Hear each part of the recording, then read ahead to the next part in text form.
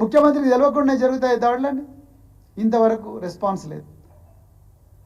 అదేవిధంగా ఇలా నిన్నగాక మొన్న మేమందరం ఈ హైడ్రా బాధితులకు ఈ మూసీ సుందరీకరణ అనే ఒక గొప్ప భారీ కుంభకోణం యొక్క బాధితులు అవుతున్నారో వాళ్ళందరినీ ఓదార్చడానికి ఇక్కడ తెలంగాణ భవన్లో నుంచి అందరం కలిసి మరి కాన్వాయ్లో కిషన్ బాగ్, దాని తర్వాత మిగతా అత్తాపూర్ ప్రాంతాలకు పోవాలనుకున్నాం.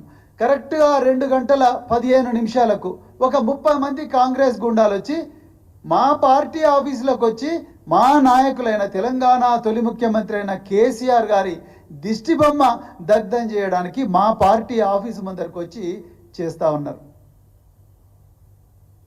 ఇది కవ్వింపు చర్య కాదా? ఇది ట్రెస్ పాస్ కాదా? మరి పోలీసు భాషలో మాట్లాడాలంటే వాళ్ళు వచ్చి మా పార్టీకి అడ్డుకున్న మా పార్టీ కార్యకర్తల మీద ఇట్లా చేయొద్దయా, మా పార్టీ ఆఫీస్ ముందర మా పార్టీ నాయకుడి దిష్టిబొమ్మ అకారణంగా తగలబెడుతున్నారు, అది తప్పు, ఇది అగౌరవపరచడం ఒక వ్యక్తిని అని చెప్పి మరి అంటే వాళ్ళ మీదనే పెట్రోల్ పోసింది. దాని మీద కేసు రిజిస్టర్ చేయకపోగా వాళ్ళను పారదోలినందుకు మా మీద కేసు రిజిస్టర్ చేసి ఇవాళ మా కార్యకర్తలను 7 మందిని అరెస్ట్ చేసిండ్రు. మేము ఇంతవరకు మరి మా కార్యకర్తల మీద దాడి జరిగింది, మా పార్టీ ఆఫీసు ముందరకు వచ్చి మా మీదనే పెట్రోల్ పోసిండ్రు అనే దాని మీద ఇంతవరకు మరి ఎఫ్ఐఆర్ కాలేదు. మరి తెలంగాణ భవన్ ఎక్కడనో లేదు, పక్కనే ఉండే హైదరాబాద్ నగర పోలీసు కమిషనర్ ఆఫీసు పక్కనే ఉంది. ఆ 14వ అంతస్తు నుంచో 15వ అంతస్తు నుంచో పోలీస్ కమిషనర్కు మొత్తం కనిపిస్తుంటుంది ఇక్కడ. మరి మీకు తెలియకుండానే జరుగుతుంది ఆ కమిషనర్ గారు ఈ దాడి? ఆ 50 మంది వాళ్ళకి ఎవరు తెలియకుండా అదృశ్యంగా వచ్చింటారా? మరి అండర్ గ్రౌండ్ నుంచి వచ్చింటారా? వాళ్ళు అందరి ముందరనే స్లోగన్లు ఇచ్చుకుంటే 50 మంది దిష్టిబొమ్మ పట్టుకొని వస్తుంటే ఎందుకు మీ పోలీసులు ఆపలేదు? మా పార్టీ చరిత్రలో ఇప్పటి వరకు లేదు. ఇది 24 సంవత్సరాల పార్టీ చరిత్రలో 14 సంవత్సరాల ఉద్యమ చరిత్రలో ఒక్కరోజు కూడా తెలంగాణ ఉద్యమం బలంగా ఉన్న రోజుల్లో కూడా ఒక్కరోజు కూడా పార్టీ గాంధీ భవన్కు పోలేదు, బీజేపీ భవన్కు పోలేదు, లేకపోతే ఎన్టీఆర్ ట్రస్ట్ భవన్కు, ఎన్టీఆర్ టీడీపీ పార్టీ ఆఫీస్కి కూడా పోలేదు. పక్కనే ఉంటుంది, అక్కడికి కూడా పోలేదు.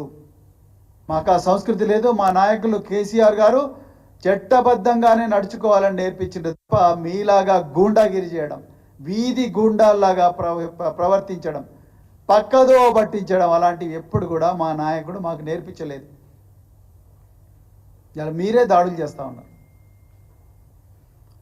హరీష్ రావు గారి క్యాంప్ ఆఫీస్ మీద పట్ట పగలే లైవ్ టెలికాస్ట్ పెట్టి మరీ దాడి చేశారు. మరి ఎక్కడ పోయినారు పోలీసు వాళ్ళు? దాన్ని ఎందుకు అడ్డుకోలేదు? పాడి కౌశిక్ రెడ్డి గారు అరికపూడి గాంధీ ఇంట్లోనే ప్రెస్ మీట్ పెట్టి నేను కౌశిక్ రెడ్డి ఇంటికి పోతున్నా ఎందుకంటే ఆయన మా ఇంటికి వస్తలేడు అని చెప్పి ఓపెన్గా ఛాలెంజ్ చేసి మరి పోలీస్ ఎస్కార్ట్తో సహా వచ్చి 100 మంది పోలీస్ సమక్షంలోనే కౌశిక్ రెడ్డి గారి మీద వాళ్ళ ఇంటి మీద దాడి చేసిండ్రు. మరి ఎక్కడ పోయిండ్రు పోలీసులు? ఎక్కడ పోయిండు హోంమంత్రి? ఎక్కడ పోయిండు ముఖ్యమంత్రి? ఇదంతా కూడా పక్కా ప్లాన్ ప్రకారమే జరుగుతున్నది. ఎందుకంటే బీఆర్ఎస్ పార్టీ ఈ ప్రపంచ బ్యాంకు నిధులతోని మెగా కాంట్రాక్టర్లతోని రేవంత్ రెడ్డి కుమ్మక్కై ఈ హైదరాబాదు నగరంలో మూసీ నది సుందరీకరణ పేరుతో 1,50,000 కోట్ల కుంభకోణాన్ని బీఆర్ఎస్ పార్టీ అడ్డుకుంటుందనే కసితోని అక్కసుతోని 6 గ్యారంటీల అమలు కోసం బీఆర్ఎస్ పార్టీ వీరోచితంగా పోరాడుతున్నది, పీడిత ప్రజల పక్షాన ఉన్నదని తెలుసుకొని వీళ్ళ బండారం బయటపడుతుందని చెప్పి ఇవాళ మరి రేవంత్ రెడ్డి కవ్వింపు చర్యలకు దిగజారుతున్నాడు. అదేవిధంగా పక్కదో పట్టిస్తున్నాడు.